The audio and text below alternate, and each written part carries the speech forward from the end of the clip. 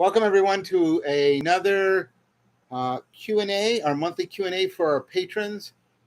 As always, I want to begin by thanking the patrons both for their financial support and for the encouragement, the community support, the volunteer time and effort and talent.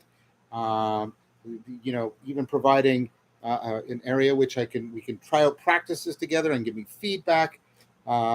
It's vibrant and vital and just so powerful to have this community of fellowship with all of my patrons. So I want to just thank you all very much.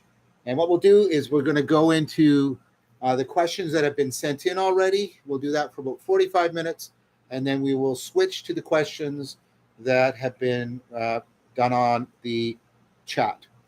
Okay, so let's begin. So the first question is from Doug F.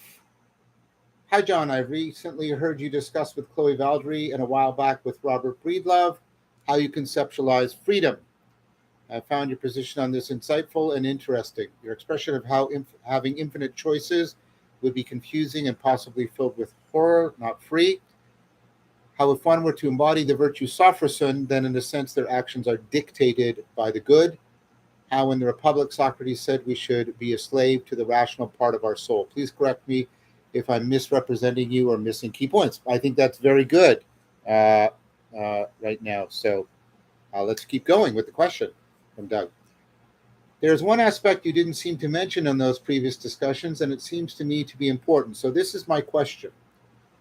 What are your thoughts on the question, can we choose otherwise?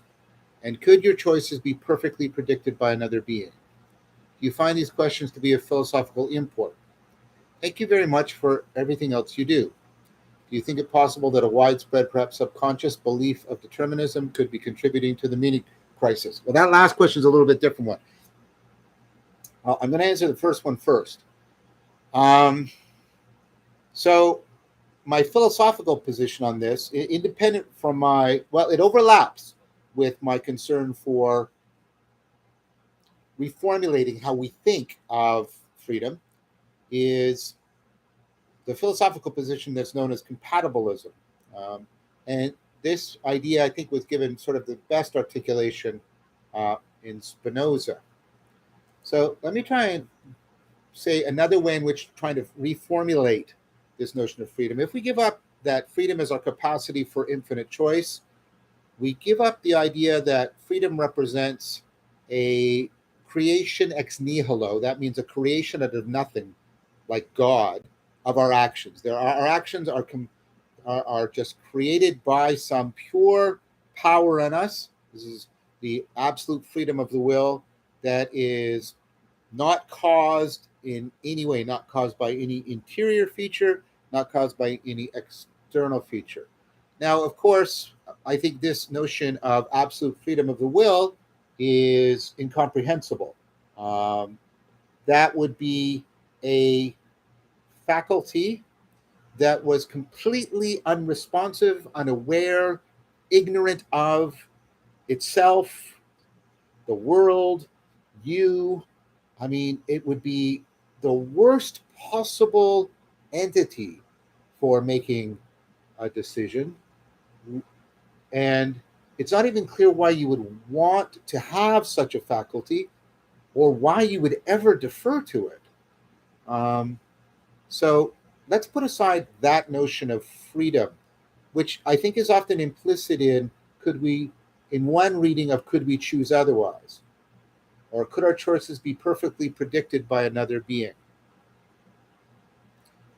Let's try another notion, which is the notion that comes from Spinoza, developed by Kant, and then Hegel, which is, what we mean by freedom, and this overlaps with what I was talking about with Socrates. What we mean by freedom is that we autonomously assent to what is most rationally true. We autonomously assent to what is most rationally good, what is most rationally beautiful. So in that sense, we're determined.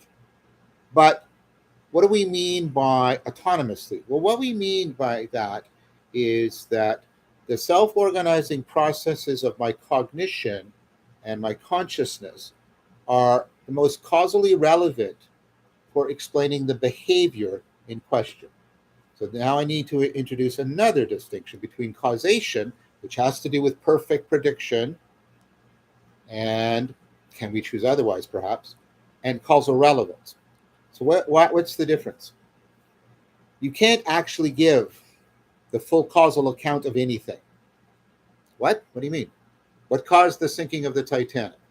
Well, the speed at which it hit the iceberg, the mass of the Titanic, the mass of the iceberg, the salt density of the water that could float the free water iceberg, the temperature of the water that was interacting with the steel. The steel had flaws in it because it was produced in a certain manner. It was produced in that manner because of the technological level of the British Empire. The British Empire, of course, was produced by the Industrial Revolution, and coal deposits that existed in preponderance in England at the time. The coal deposits have to do with events that happened 200 million years ago or thereabouts that laid down what eventually becomes coal under the pressure of long-term geological. And you see what happens here? It spreads out until the cause of any event, and Whitehead made a lot out of this, is the entire previous history of the universe. We never can give the complete causal account. We are only talking always, whenever we explain anything, about causal relevance. So, if the most causally relevant factors for explaining my behavior are the self-organizing, autonomous in that sense, processes, self-governing processes of my consciousness and my cognition, fully embodied, embedded, enacted, extended, if they're the most causally relevant factors of my behavior, then I acted in a rationally autonomous way. I acted in a free way. Now, Hegel brings in that that's just from individual cognition. We have to bring in distributed cognition, but I'll put that aside. I want to note that and this is something I get from my good friend, the remarkable Rick Rapetti, there's a problem in the heart of determinism. So determinism requires the notion of causal necessity, that one event necessitates another event. It determines it completely. Okay, so the problem with necessity, this goes to Hume, is necessity is not just how things happen to be correlated, but that they must be correlated. You say, why does that matter? If event A and event B are not just correlated, but they must be correlated, I'm involving what's called a counterfactual. I'm saying that if, and you do this in experiments, okay, if X causes Y, if I were to change X, then it would change Y. The more I change X, the more I change Y, and they keep perfectly in sync. Now, counterfactuals are not things that actually exist. They are real possibilities that could happen given the causal structure of the universe. Now, what does that mean? That means there are real alternatives actually built into the very notion of determinism, but determinism denies that there are actual real alternatives, that only one thing could have happened. So the notion is actually, in a profound sense, incoherent. So we should drop away from determinism, which is incoherent, absolute freedom of the will, which is incoherent and undesirable, and go with this notion of freedom as the rational autonomy of your agency. And in that sense, I don't think we should try and answer the questions, can we choose otherwise? The answer is yes, no. Can we choose otherwise? There are other alternatives that would be the case if other configurations of my consciousness and cognition and embodied were in place that could realize those alternatives. But if you mean absolute otherwise, absolute freedom of will, then the answer is no. So it's yes and no, which is a useless answer. Could our choices be perfectly predicted by another being? Yes, if that being was omniscient and could trace out all of the complete, at all dimensions of measurement, causal history of the universe. So the only being that could do it would be some kind of absolute God. And of course, whether or not we should base anything on what such a being can do about our behavior is, of course, a long-standing question. And I will just put that aside as being at least deeply controversial and unresolved. So, in a sense, I've tried to reformulate the notion of freedom and reformulate the notion of causation and free them both from absolute free will and determinism and give us a something we could actually desire, which is actually possible, which actually figures in how we explain things, notion of freedom. So I hope that answered your question, Doug. Thank you very much for it. And thank you for your support. We're now going to move on a question from Rudan. Thank you, Rudan, for your ongoing support. Oh, a question about Spinoza. So we're having a lot of philosophical questions today. That's good. We know that Spinoza is one of your favorite philosophers, mine too. Yes. Uh, Spinoza shows how a profound Neoplatonism, because he's deeply influenced by the Stoics, he's deeply influenced by Neoplatonism through Jewish mysticism, probably some Kabbalah, probably also reads some of the Neoplatonic philosophers, maybe Proclus, um, uh, and the elements of theology. Anyways, so for me, he represents the integration of the Neoplatonic tradition with the scientific revolution and showed that was possible to keep those two together rather than having them ultimately radically separated. Okay, and also that you are committed to the Neoplatonic view, as I just talked about. There are very important differences between the two. I will limit the consideration below to their conceptions about God, asking your opinion about the issue. Thank you. Yes, I think, you know, trying to explore the tensions without and within Spinoza between his commitment to Cartesian computationalism and Neoplatonic contemplation. That's You're right, Rudan. That's a tricky tension without and within Spinoza. First of all, I would like to say that Spinoza's definition of God, beginning with the first sentence of the Ethics, has always fascinated me and seemed evident to me in an intuitive way. Surprising for me because I tend to think about these matters rather along Kantian lines. But then Spinoza doesn't affirm that God's infinite essence and his eternity are known to all. We are far from the negative. But then Spinoza doesn't affirm that God's infinite essence and his eternity are known to all. We are far from the negative theology of Neoplatonism. For the impossibility of knowing an ineffable God, we come, as one scholar, Yitzhak Malamed, put it, to the impossibility not to know God's essence. Okay, so I'll read both questions. Second, Spinoza's causeless we God was unintelligible or anathema to Neoplatonism and scholastics. In Spinoza, there are no infinite regression of causes, indeterminacy, or uncaused nature for God. Um, so I'm trying to. There's three questions here that, and I'm getting blocked here. In Neoplatonism, God can't be a thing, as he's the cause of all things pointed out. I'm just trying to move down here a little bit without going to the next question. Uh, uh, Spinoza's God is. Um, uh, There's four questions. I don't know if I'll be able to get to them. Can't be a thing. He's the cause of all things that you pointed out. Spinoza's God is res, points from Malamed. He has real attributes, even infinite in number, of which only two are accessible. To us, Spinoza's God is transcendent, but in a very different way. Spinoza starts with the infinite, expressively criticizes the Platonic tradition from going up finite things to the infinite. No emanative causation in Spinoza. Okay, so And then Spinoza does affirm. Now, I think you meant to say, but then God Spinoza does affirm that God's infinite and His eternity are known to us, and that I think you put it in a double negatives. I think you put it in a negative. So I'm just going to interpret the question that way because if the negative stays in for them, but Spinoza doesn't, there's no inconsistency with Neoplatonism. So that's the charitable reading. And so the idea is in Neoplatonism, we are incapable of knowing the essence and eternity of the one.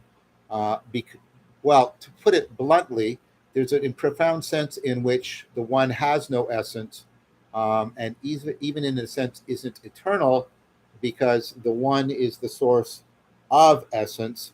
The one is the source of both eternity and time. If by eternity you mean something like the form, the Platonic forms, the mathematical truths, etc. Whereas Spinoza claims, of course, that we can know this. Now, I want to point out that the way we know this is not by the content of our ideas. And for Spinoza, an idea isn't just a thought. It's one of the things to be really careful about when you're reading Spinoza. An idea is also a formal cause on our embodiment. And so when our ideas have a particular shape, when they are adequately causal of each other in a way that tracks. So basically, when we organize the conatus of our mind and our body, because for Spinoza, you can never do one without the other, so that they are affined, attuned, at one with the conatus of God, as as Claire Carlyle argues very well. When we get this profound participation in God, participatory knowing, then we know God. And I think for me, that's where I think we can see a possible point of reconciliation between them. So the Neoplatonists say we can't have a discursive knowledge of God's essence, or the one, let's call it the one, uh, eternity in essence. But of course, there's difference within the Neoplatonic tradition. I'll speak classically of Plotinus here. But in Henosis, the our oneness and the one can be one. So we can't know it, but we can be it. Or what I would say, we could know it in a purely participatory manner. And of course, that's the mystical state of at one-ment. And I think that that's what Spinoza is actually shooting for too. He never makes a statement that we can grasp God in the content of an idea, as you yourself note later in one of your other questions. He says we can only grasp two of the infinite attributes, or actually domains of attributes, that are relevant to us. So we can only grasp God in ways that are relevant to us. Um, so there is no way in which we could unfold within relevance realization what God is, but we could have a participatory knowing of God in Spinoza. And that's supposed to happen, of course, when we hit scientia intuitiva, and we're no longer doing discursive reasoning, but we're getting the part in the whole in the part. We're getting that complete relationship. Um, so Spinoza's God is intelligible in relation to us. It's unclear that we can know God as God is in himself for Spinoza, since God is an infinite substance with infinite attributes, and we can never, ever, ever, ever realize the infinite attributes. They are completely unintelligible to us. And so, again, you know, a Neoplatonist could say, well, what Spinoza is talking about is God insofar as he is accessible to us through the nous, through the system of eternal ideas. And, Spinoza has that, not as the one is in itself. And so that one, I think I could sort of reconcile. I don't think Spinoza's God is a thing. I did a course with David Savin, one of the great Spinoza, when I was in graduate school on Spinoza, and he made that argument very clear. We tend to get hamstrung when we hear substance, and when substance, especially you know at the especially during the Cartesian revolution, we tend to hear underlying stuff, thing, in some way. But Spinoza's God is something more like eternal activity, which is not really a thing. Now, it has attributes, and then I would then defer to my previous answer to the previous question. God has attributes, but think about what that's like. I mean, so one of the things people get wrong when they hear God or nature is they think Spinoza is offering you a choice. Spinoza's actually the way that I would argue, and other people would agree with me. The way to think of that is it's like your left or right field of vision, right? And also, the embodied, the body and the mind. But you have, let's just do it with right God or nature. What he's pointing to is what you see by looking through both in a stereoscopic fashion. He's pointing to an ontological depth that is not captured, it is present in nature and it is present in our notion of God, but that that is natura natura, that is nature naturing, like that's the God as the creator. But nature being nature, that's nature as what is being created, but bound together and transcending both. Is there emanation in Spinoza? Is a very that's a very tricky question. I think you're right that Spinoza is doesn't have emanation. It's unclear to me that he has emergence also. Um, for Spinoza, it's like, but it's clear that he thinks there are levels because he talks about modes and then attributes and God, and God's love is expressed in God's love for himself as kinetis is expressed in the attributes and expressed in the modes. So there's something like levels, and there's emanation and emergence.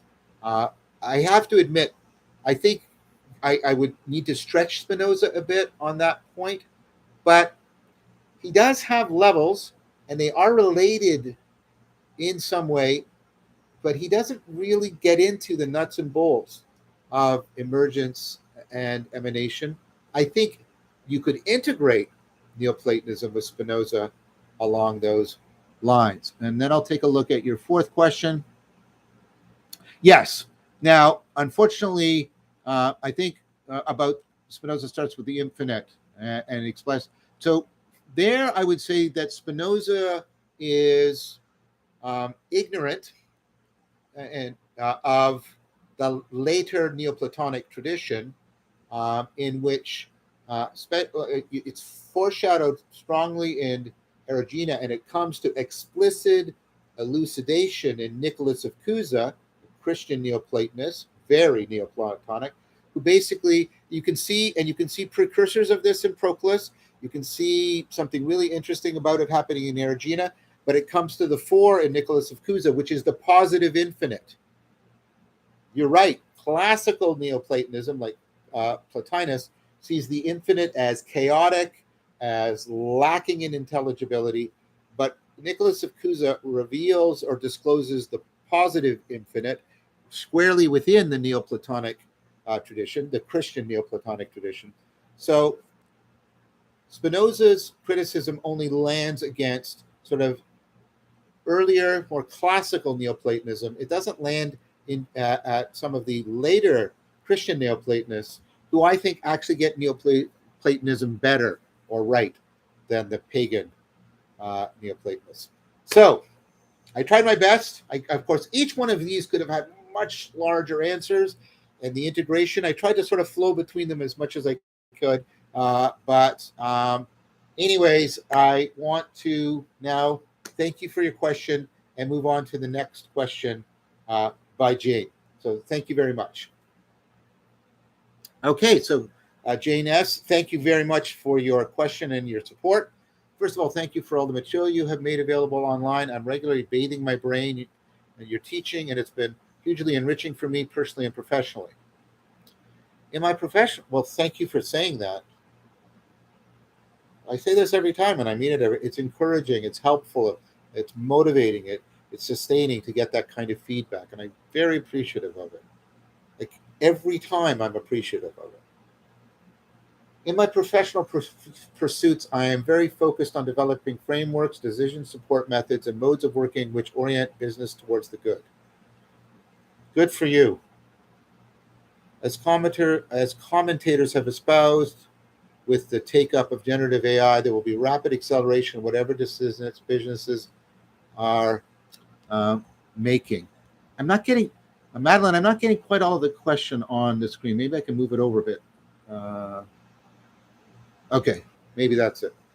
The big challenge: how to achieve this in a profit-focused world without becoming too prescriptive and/or delivering unintended consequences.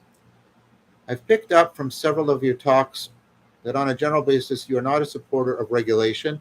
I don't agree with this prima facie viewpoint. True to the theme of opponent processing, however, in other lectures, you discuss the importance of constraints. Can you expand on what features of a well-designed system constraints might be and the outcomes which suggest that a constraint strikes a healthy balance? Yes. And I would point you, Jane, I don't know if you've watched it, to the series I did on governance with Jordan Hall. So I take it that, at least in terms of standard definition of regulation, that you are trying to mandate a particular class of behavior. Now, what you could do, and so I'm using the term regulation to sort of describe how it prototypically and regularly unfolds, in our legislative lives. Um, there are rules, and we have to follow the rules. Now, you can compare that to what's happening in a situation of opponent processing, martial arts, and you're sparring with somebody. There are constraints. They're not rules telling you what you're going to do. They're doing something more interesting. They're trying to rule in what you can do and rule out what you can't do. Notice I'm trying to bend the rule here. And so what they're doing is they're trying to set up, right? I guess the word is encouragement for generating variation, right? That's the ruling in. And then, encouragement to select from the variation what is best fitting at that time and also in the future, and doing the opponent processing between the present and the future. Now, we could, I suppose, set up regulations that did that or tried to do that. What we could do is mandate, here's top-down constraints, and we could say, here are criteria of selection that are recommended, and make the meta recommendation. Regularly try to revise your criteria of selection in order to do self-correction on your criteria for selection because of the possibilities of self-deception, obsolescence, etc. And then here are criteria for variation. And then there's a meta criteria. Regularly revise your meta criteria for variation in order to do self-correction and avoid obsolescence. And then you could give that to people and then rely on them, right, both individually and collectively, to self-organize in opponent processing fashion and therefore sort of realize, more like the way we do with English common law. We are responsible to the precedent, but we're not enslaved to it. We're also responsible for trying to set precedent, but that doesn't mean we are setting it as a rule that can't be varied or evolved. And that's how we could do, I think, what you're asking from me.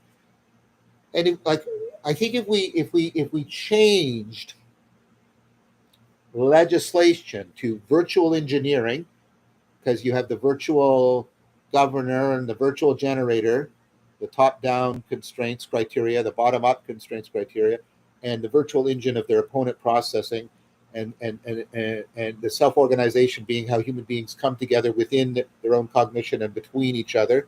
Um, if we replaced our current model of legislation with virtual engineering, um, which also overlaps with our virtual engineering of virtue, and if we replaced first past the post kind of voting measures, which reward populism and polarization, and if we created a bottom up culture of dialectic into dialogo, so we had dialogical practice was deeply internalized by people, I think we could rejuvenate democracy in a powerful way. How that would overlap with individual ownership of business. I think you could still do some things. A good friend of mine, Tim Bishop, is working on does a lot of work on that with his next level, about going in and dealing with the culture of a business to try and reorganize it. Um, Corporations, they do have usually some voting aspect in them. Um, Maybe that could be reorganized. I'm a little bit more ignorant of that. I've been paying more attention to um, uh, the political domain and leaving the corporate business economic to people like Tim and just but and Ryan Barton, who's and a good friend of Mar, uh, who's teaching me formally, sort of, well, but not like in a university. He's teaching me economic theory right now. Uh, but so where I can give you a sort of really clear answer. Um, in the political domain, I have good reason to believe it would transfer to the economic business domain.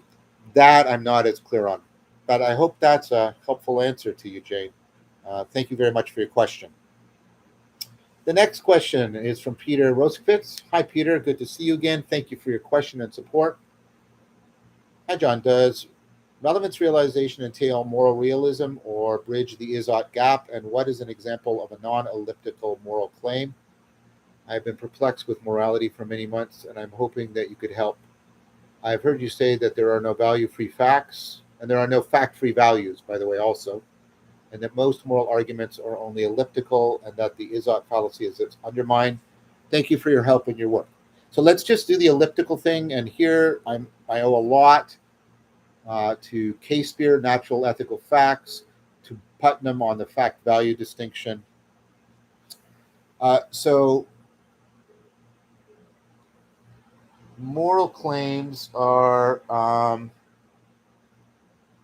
the idea of moral claims if they're based on moral argument, and then you have the famous, argument from Hume that there's an is-ought gap. Now, Casebeer points out that most moral arguments are elliptical; they're leaving out a hidden premise. So, what's Hume's argument? I say to you, that person is hungry. You ought to feed them, and Hume would say there is no logical deduction from the statement of the fact to the ought of your behavior. Okay? So, Casebeer says, but wait, what's usually missing is this. The person is hungry. Right? It is good to help people. You should do what is good, and therefore you should help them. Now, what Casebeer points out is what most people do is they then turn to an argument from Moore in his meta-ethics to show that good is non-natural. And what Moore did is he did this thing where he said, if you propose that something is good, like goodness is compassion, then you can always ask, but is compassion always good? And then that fails, and that means you haven't actually established an identity. Moore's argument is part of the advent of analytic philosophy. It was called that, and the problem with Moore's argument is it relies on the analytic synthetic distinction, and it relies on the idea that all concepts have a logical essence, a logical definition. Both the analytic synthetic distinction and that idea about concepts have been very radically undermined, actually, by analytic philosophy. The first by Quine, the second by Wittgenstein. And so the whole argument is actually sort of completely undermined. So now I turn to Putnam. So it says, well, where does that leave us? There isn't an is ought gap. So how should we think about it? And the idea here is, as Peter says, the is ought gap is supposed to map onto the fact value distinction. Science discovers the facts, but it's value free. No, it's not. So science discovers facts which it considers are true, and it pursues the truth because it considers the true good, and you should pursue something that is good. So, first of all, that doesn't work. Secondly, science doesn't pursue random facts, it pursues facts that are relevant for explanation, for adjusting our beliefs, and relevant for solving our problems, both intellectual and practical. So we're actually always only, and this is relevance realization, pursuing relevant truth. Truth has a normative aspect to it. Relevance has a normative aspect to it, but both of them are also picking out real aspects of the world. Relevance and truth are not something that you can capture by the fact value distinction. They both have fact and value bound into them, and they are both bound together. So we are pretending that truth is not what it is, that relevance isn't relevant, ho ho, and that the two aren't inseparably bound together when we invoke the fact value distinction. Now, what does that mean then? Well, moral realism, is that the position I'm advocating for? It depends, because moral realism is based on a version of the is ought understanding, which we got from the Enlightenment, and that moral propositions really directly describe the world. I'm not sure about that. What my argument about the collapse of the is ought gap and the corresponding, interpenetration of fact and value, truth and relevance, leads to that ultimately we have an place where those are together. And this is what I call, and this is from Plato, ontonormativity. We pursue realness as something that is inherently valuable for its own sake. That is what is behind the notion of truth, power, presence, belonging, attunement. Any way in which we are trying to get knowledge is ultimately based on, if you think there really is knowledge, the fact that we feel and are motivated by whether or not something is real. Ontonormativity. And when people have experiences of the really real, they feel that responsibility so powerfully, they transform their whole lives in order to get into a deep relationship, an enhanced conformity, a deeper participation in that ontonormativity. Now, is that moral realism? No, yes, no. I think that you have to have ontonormativity. That's what's behind the true, the good, and the beautiful. And then the true gives you epistemic normativity. The good gives you moral normativity. Right? The beautiful gives you aesthetic normativity. And then of the moral normativity, you can make certain normative claims, normative propositions, but those propositions depend on the non-propositional because of the connections to relevance realization. So in one sense, I'm a moral realist, but not in a way that many people would like. I think Plato is right about the good, and that's what I've been pointing to. with the ontonormative, the ground of intelligibility. If there is no intelligibility, all the other, right, all the other goods, true statements, right, beautiful experiences, good actions, none of those are possible. Um, and I think ontonormativity is exactly where, right, relevant, the normative and the explanatory within truth and within relevance and between truth and relevance are ultimately grounded. So I'm a realist about that, but I'm not a moral realist in the straightforward way that most people would think. So that's a long and complex answer because that's a very, very important question to ask. Um, because I think relevance and truth are fundamentally transjective, and you have to look at all my arguments elsewhere with that.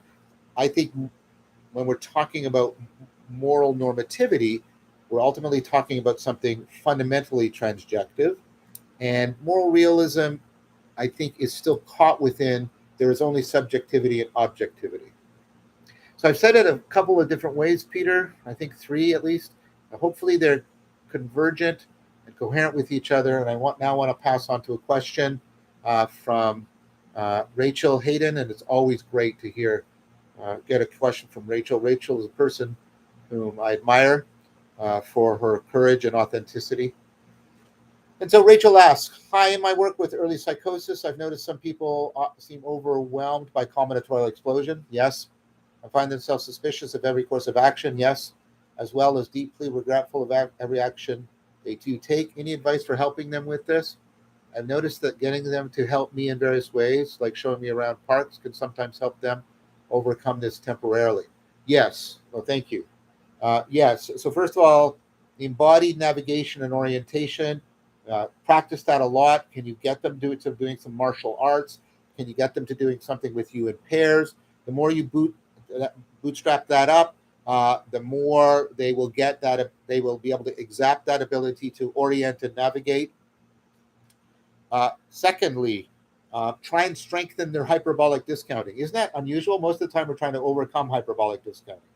Hyperbolic discounting, also known as temporal discounting, jingle jangle problem, is that we tend to find a present stimuli more salient than future stimuli. This is very adaptive. I have theorized that one of the things that is going on with people with generalized anxiety disorder or paranoia or a sense of overwhelming judgment, which are all being expressed here, is that their hyperbolic discounting machinery is actually weak. And so they're not screening off as much as they need to. We, on the other hand, we tend to over rely on hyperbolic discounting, and we need to counteract it. That's why we procrastinate, etc. These people are kind of like in the opposite position of procrastination. They right. So we want to find, and we want to help. Right. We want to move from right a deficit. No, sorry. Yeah, we want to move from an excess of hyperbolic discounting towards this middle point, this adaptive point. We want to get them to move from a deficit of hyperbolic discounting to this optimal gripping. One way they need to do that is by mindfulness practices that orient them into coming into and enriching their sense, their sensitivity, the complexity, especially finding your flow in the core four. To really, and getting them into the flow state would also help to really help the super salience of the present moment. So yes, more and more varied orientation and navigation, more like trying to strengthen the hyperbolic discounting, enrichment of the present, layering it on, free of judgment and free of prediction, and just getting how enriched it is and make it super salient. Try to get them to things that can get them into the flow state. That should help, Rachel. So thank you very much for that excellent question. We will now be moving to the live Q&A. I want to thank you to all of you who submitted your questions. And now we're going to move to the live Q&A. First question is from Dalibo Fernal. Thank you, Dali, for your support. Could you shed more light on repressed memories, perfectionism, and misperception? Could you explain precognition and how it works and whether it's related to insight? Repressed memories. So repressed memories, um, there's a danger around that notion. So the idea that Elizabeth Loftus' work on memory has pretty much totally destroyed is that repressed memories are sort of accurate preservers of the truth that have been, censored because of trauma. Memory doesn't work that way. Um, Now, it doesn't mean that people don't recover memories of abuse or trauma, but the idea that those memories, as they arise in therapy or in other kinds of transformative practices, are accurate should never be accepted uncritically. Memory is massively reconstructive and works in terms of how meaningful and catchy and grabbing and integrating the information is.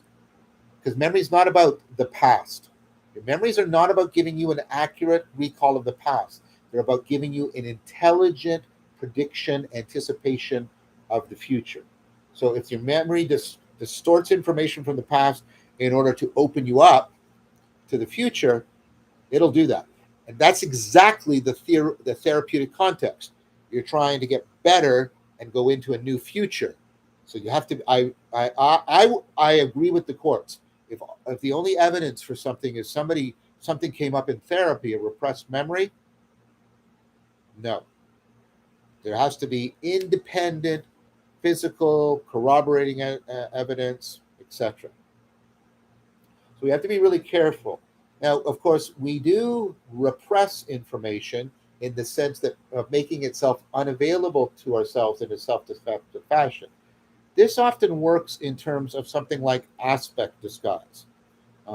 Aspect disguise is we have access to the information, but we don't have access to it under an aspect that is needed. Let me give you a concrete example. This comes up if you do therapeutic work with people. You ask somebody, what do you really like about yourself? And they'll say, oh, you know, no, let's do it the other way around because it usually goes the other way around in therapy. So, sorry, let's do it the other way around. You ask somebody to come in and why are you here? What's your problem? You know, I'm too stubborn and it's just undermining all of my relationships. I'm so stubborn. Oh, then you talk and you get them away from that. You get them sort of, they're in another frame of mind. You say, tell me something you really like about yourself, something that you really identify. And they'll say, oh, I'm really persistent. I keep going. I have perseverance no matter what. And what they don't realize is those are two different aspects of the same thing. One described negatively, one described positively. And what that means is they can't give up the negative because they identify with the positive. Now, that's a kind of repression.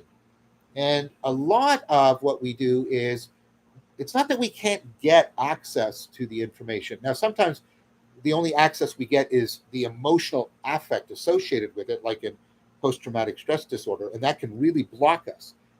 But it's not like we can't get, like, it's not like there's a censor there. No, you shall not see this, right? It's more like it is stored under two different aspects and we don't realize the identity between these aspects. And until we realize the identity, we can't make the changes that are needed in order to solve our problems. And so that's very frequently how something like repression exists. Often, what therapy is about getting people to try and realize that the information that they have access to in a non-adaptive sense can be re-accessed from an adaptive sense in an adaptive way, and then they have to be properly put together. uh, perfectionism I think is a form. Perfectionism, there's lots of theories. I think what perfectionism is, it's a response to hyperbolic discounting. It's an attempt to try and control all the variables, and it is a way of actually aspect disguising procrastination. So the perfectionist knows they shouldn't procrastinate. They're not procrastinating. they're just checking all of the bases, making sure they got all the information. Of course, that puts them into combinatorial explosion, which means they never actually complete the task, which means they actually put off the event that causes anxiety, which of course is what we do with procrastination. So the trick with the perfectionist is to get them to realize that their seeking perfection is actually a sneaky way in which they are avoiding the negative future, which of course is what procrastination is, and get them to realize that the impossibility of checking all the information. Now, of course, you can't just do that intellectually. You have to do that with emotion focused therapy and other types of things. Misperception is just we make the wrong relevance realization, the wrong predictive processing of what's going on in the environment. Last question from Dali. Could you explain precognition and how it works and whether it's related to insight? Depends what you mean by precognition. If you mean something that's extrasensory perception and avoid, like can't be explained by within naturalistic causal science, I don't think there is such a thing. I think what we have good evidence for is implicit learning, which is your capacity to pick up on very complex patterns, independent of explicit awareness or deliberate effort. Please see Awakening from the Meaning Crisis, I believe in episodes 1 and 2, where I talk about implicit learning and intuition, especially also in episode 3 when I talk about the flow state. I think it's related to insight, in that that implicit learning can often open up us to patterns that can intuitively help us reframe. But often insight is also needed for intuition, because intuition only picks up on the existing patterns, and often we need insight to consider patterns that have not yet been presented to us. So the relationship between them is sort of a back and forth. So I hope that was helpful, Dolly. Okay, the next question is from Greg Harrison. Thank you, Greg, for all of your support. Is one way to incorporate your discussion at the SOA about criticism to emphasize it as a group practice to counter group self-deception and self-destructive dynamics, spirituality, group error? Yeah. So the so in the dialectic, into the logos, we try to reformulate criticism as how the person is trying to turn from drawing out what the presenter has given to seeking something that is missing, mysterious, or mistaken in the proposal. These are all critical moves. But what you do is we now call the questioner the midwife. The midwife uh, faces or addresses the proposer while they're doing the amplification and elucidating it. And then when they do the anticipation, they give their criticism, but they are then responsible for taking that up into a proposal that they then give to the next person. So what we've done is we've tried to reframe the criticism as always integrating a frame making a frame breaking with a frame making, and putting it within the movement within distributed cognition. Um, and then the idea is, like you say, that allows the individuals to be critiqued by the group, but it also allows the individuals to critique and respond to how the distributed cognition is unfolding as it evolves the particular proposal. So I hope that answers your question, Greg. I think we're really trying to do exactly what you're proposing. Um, so the next question is from Stian T. Hi, Stian. It's good to hear from you again. Some with ADHD have a tendency to be detail focused, even just trying to make coffee. So could you say a few words on maybe how to take a step back for a better possibility to get better at our relevance realization. Yes. Um, so so the thing with ADHD is you can get the hyper focused and you get locked into the details, but you also tend to shift. So it's this it's for many people it seems paradoxical. You tend to shift attention, but once your attention is captured, it tends to get locked, which seems like the opposite of shifting. Um, so um, uh, Stan, like all of the exercises that increase cognitive flexibility, so the prajna practice where you meditate deeply in and then you contemplate deeply out, and you alternate between them until they start to interpenetrate each other. Not just you have concepts that they interpenetrate, but you start to enact it and realize it. That can be really important for opening up your cognitive flexibility. Practicing something that gets you into the flow state, um, that but requires you shifting between different contexts. Not so there are, and this has to do again with the stuff about video game addiction. You don't want to get a flow state within. You want to get a flow state in which the context is constantly shifting, like the flow state within dialectic into dialogos. So the two main things you want to do, you want to be enhancing your cognitive flexibility with things like the prajna practice, and you want to be looking for ways of getting into the flow state. And I can't tell you what that is because it's going to work for you, and that aren't locking you into a context, but getting you to move between different contexts and different situations. Um, like one example is sparring, right? When you're sparring, you can't hard fix on the person's hands or their feet or you have to have tiger eyes. You constantly have to have this flowing thing, and you're constantly considering different possibilities, and so that opens you up. So you can't get detail locked when you're doing something like sparring. So you want to get a flow state that has some of those features in it. Those Try doing those two things and see if that makes a difference. Thank you for your question.